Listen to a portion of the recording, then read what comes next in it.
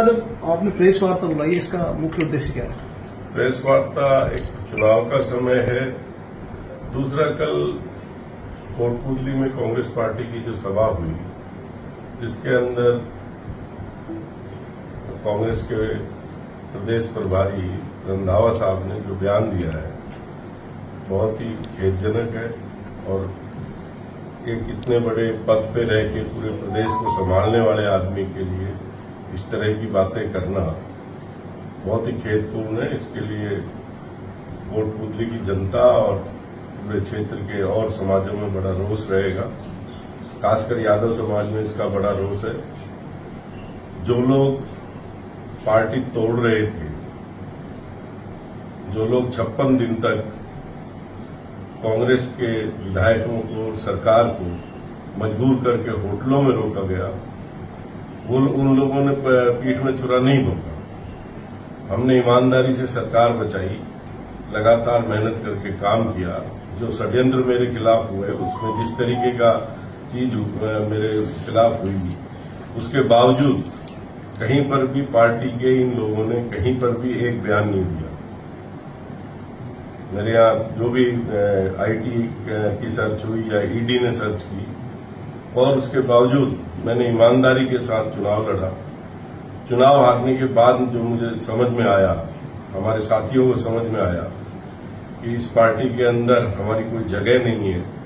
इस पार्टी के अंदर डिक्टेटरशिप चल के प्रजातंत्र का को मारा जा रहा है और एक तरफा एक व्यक्ति के ऊपर सारे लोग जा रहे हैं।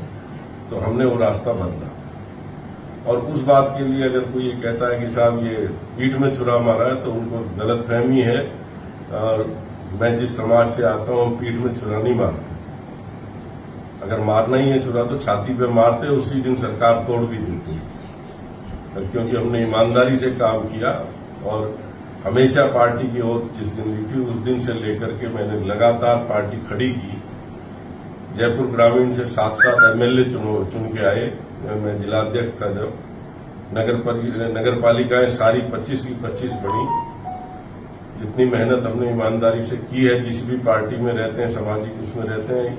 मगर जो मुझे कल ये बयान दिया है रंधावा साहब ने, छीछा लेदर है। पार्टी का जो है, जिस तरीके से कांग्रेस पार्टी चल रही है, इसका भविष्य भी मुझे नहीं लगता कि इस तरीके के बयान देना या इस तरीके के लोगों को इतने बड़े पद पे पहुंचाना और फिर उन लोगों को इस तरीके से बयान देना, ये खेदजनक है। ये जिस तरह के बयान कल हुए, इससे कोई बौखलाहट तो नहीं नजर आ रही? या एक बात और इसमें भी है, बीजेपी आगे इसमें क्या एक्शन लेगी जिस तरह के बयान दे रहे हैं? क्योंकि ये तो अपना खुद का व्यक्तित्व का फैसला होता है। हमारी पार्टी बीजेपी इसमें क्या एक्शन लेगी, ये तो इनकी सोच है। कांग्रेस की खिसियानी बिल्ली खम्बा नोची। आज भाग रहे हैं, अलग अलग बातें कर रहे हैं, इस तरीके का वातावरण बना रहे हैं। निश्चित तौर पे ये कांग्रेस पार्टी के हित में नहीं है। रंधावा साहब का ये कहना कि आपका भाजपा ज्वाइन करना आत्महत्या करने जैसा प्रयास है, ये किस तरह का बयान है और इस पे आप या आपकी पार्टी क्या है? रंधावा साहब इतना दुखी क्यों है कि मैं आत्महत्या करूं या मैं रहूं? उनकी पार्टी से तो मैं आ ही चुका हूं। उसके बाद उनको क्या तकलीफ है मेरे से? क्योंकि मैं लगातार पार्टी में काम कर रहा हूं, रोज मैं यहाँ अपनी मेहनत कर रहा हूं। मुझे इनकी विचारधारा से चीजें अच्छी लगी, इनके यहाँ पार्टी का डिसिप्लिन अच्छा लगा। जिस तरीके का आज देश का सिनेरियो है, उसमें मुझे कहीं भी भगवान राम के मंदिर के लिए जहां जिस तरीके का वातावरण बना, जो किसान आंदोलन का जो था, कहां पार्टी के बड़े लीडर उसके बीच में है। जहां पिछले 5 साल से हम लगातार देख रहे हैं कि 2 धड़ों में कांग्रेस बटी हुई है और झगड़े चलते थे। किस तरीके से हमने 5 साल ईमानदारी के साथ जो है इस पार्टी के लिए काम किया है, और उसके बाद भी अगर उनको लगता है तो वो उनकी गलतफहमी है। रंधावा जी के बयान से क्या ये माना जाए कि कांग्रेस लोकसभा सीट जारी है आपकी बीजेपी में आने से? निश्चित तौर पे मेरे बीजेपी आने से नहीं, यहाँ सारी जनता का जो रुख है उससे उनको निश्चित तौर पे समझ में आ रहा है। और जिस तरीके के चिढ़ करके और खिंच करके बयान दे रहे हैं, ये प्रजातंत्र की परंपरा में असंवैधानिक है। सूत्रों के मुताबिक रंधावा साहब प्रस्तावित स्पीकर के रूप में काउंट नहीं किए गए थे, वो आते हैं और आकर के इस तरह का बयान देते हैं कि उन्हें बेहद खुशी है कि आपके क्षेत्र में आकर उन्होंने इतनी बड़ी सभा कर दी, आपकी छाती पर रह करके कर दी। ये बयान वाकई में वहां चर्चा का विषय बड़ा बना। तो आपको क्या लगता है? पहली बात, कोटपुतली के अंदर प्रजातंत्र है, कोई भी आकर के अपनी सभा कर सकता है। सभा करना, भीड़ लाना या कुछ कहना, ये सबका अधिकार है, अपनी बात को रखना। उसमें मुझे क्या, किसी भी जो प्रजातंत्र को मानता है, किसी भी प्रतिनिधि को उसमें कोई भी वो अवरोध नहीं होना चाहिए, उसके मन में इसके लिए कोई कुंठा नहीं आनी। कुंठा तो उनके है। मैंने तो कांग्रेस छोड़े हुए आज 3 महीने होने को आए। अगर उनको ऐसी कोई तकलीफ थी तो उन्होंने जिस दिन मैंने कांग्रेस छोड़ी उस दिन क्यों नहीं बयान दिए?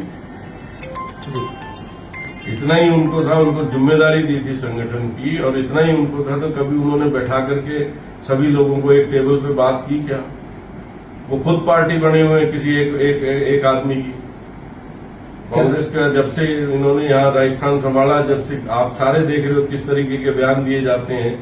एक तरफा आप एक शख्स के लिए आप जो पूरी कांग्रेस को डुबोने में लग रहे हैं, तो आप उसको भुगतेंगे, समय आएगा जब जाहिर है कि लगातार पार्टी के द्वारा एक ही कैंडिडेट को बार बार अपना एक तरह से कैंडिडेट घोषित करना वो पार्टी की किसी साख से कम नहीं था, और अचानक पार्टी का ही कोई व्यक्ति आकर इतना बड़ा बयान दे जाए, इसको आप व्यक्तिगत रूप से कैसे लेंगे? क्या कहीं ये मानहानि जैसी बात या कुछ इस तरह की बातें आपको नहीं लगती? राजनीति में इस तरीके की चीजें जो करता है वो खुद गर्त में चला जाता है।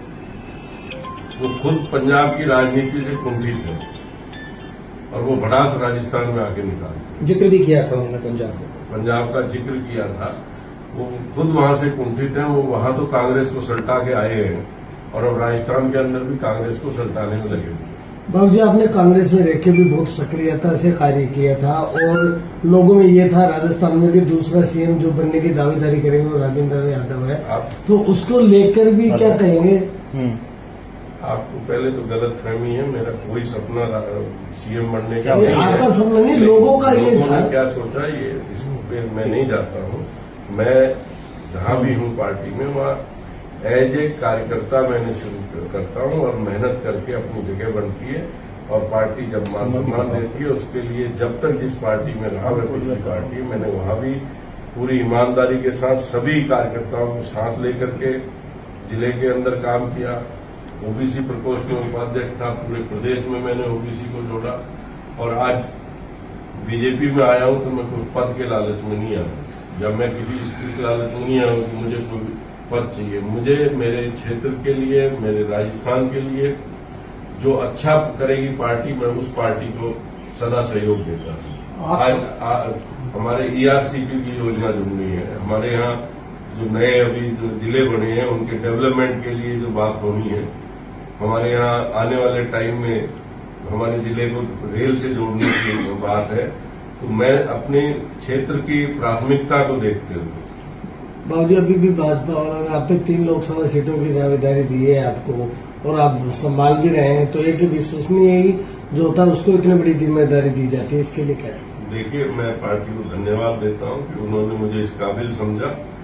मैं जेपी नड्डा जी को और सीपी जोशी साहब को दोनों को बहुत बहुत धन्यवाद देता हूं। आदरणीय मुख्यमंत्री जी को बहुत बहुत आभार व्यक्त करता हूं, और मैंने जो उन्होंने मुझे जिम्मेदारी दी है मैं पूरी कर्तव्य निष्ठा के साथ उसको निभा रहा हूं। मुझे लगे आप अब ये भी बता दीजिए कि प्रदेश की जनता और कोटपुतली की जनता विशेषकर ये जानना चाहती है कि भारतीय जनता पार्टी में राजेंद्र यादव ने क्या अच्छाई देखी? भारतीय जनता पार्टी में जो सबसे पहली बात है, आज कैडर है। दूसरी बात, आज प्रधानमंत्री जी का जो विजन है, और खासकर हमारे प्रदेश के लिए जो ईआरसीपी योजना को जितना जल्दी उन्होंने मध्य प्रदेश से सुलझेड़ा कराया है, जो हमारी मूलभूत आवश्यकता थी वो पूरा किया है, और जो आगे विकास है हमारे यहाँ राजस्थान के लिए विशेष तौर पे जो उन्होंने कहा है, और सौभाग्य मानता हूं मैं कि उन्होंने कोटपुतली को पहली जो है सभा के रूप में यहाँ उन्होंने सभा करी।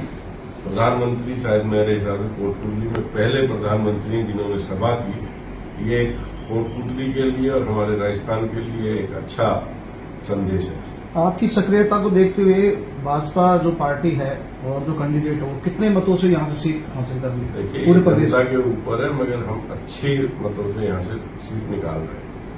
ऑल ओवर राजस्थान की बात करें, ऑल ओवर राजस्थान में 25 की 25 सीट भारतीय जनता पार्टी की जोड़ी में। धन्यवाद।